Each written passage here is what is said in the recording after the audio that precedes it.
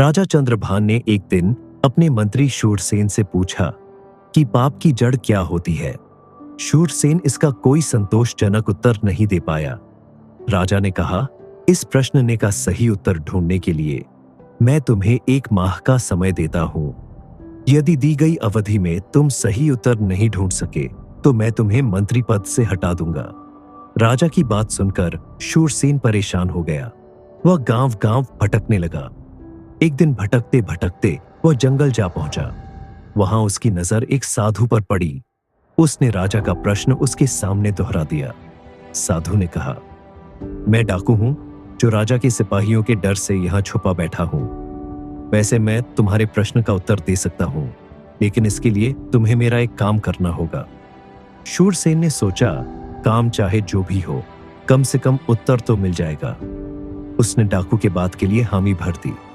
इस पर डाकू ने कहा, तो ठीक है, आज रात तुम्हें नगर सेठ की हत्या करनी होगी और साथ ही उसकी सारी संपत्ति चुराकर मेरे पास लानी होगी।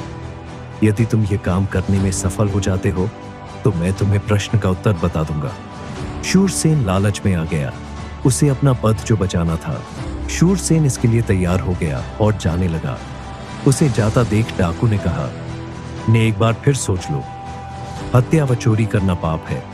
शूरसेन ने कहा, मैं किसी भी हाल में अपना पद बचाना चाहता हूं और इसके लिए मैं कोई भी पाप करने के लिए तैयार हूं। यह सुनकर डाकू ने कहा, यही तुम्हारे सवाल का जवाब है। पाप की जड़ होती है लोभ। पद के लोभ में आकर ही तुम हत्या और चोरी जैसा पाप करने के लिए तैयार हो गए। इसी के वशीभूत होकर व्यक्ति पाप कर्म करता है। शूरसेन ने डाकू का धन्यवाद किया और महल की ओर चल दिया। दूसरे दिन राजदरबार में जब उसने राजा को अपना उत्तर बताया तो राजा उसकी बात से प्रसन्न हो गया।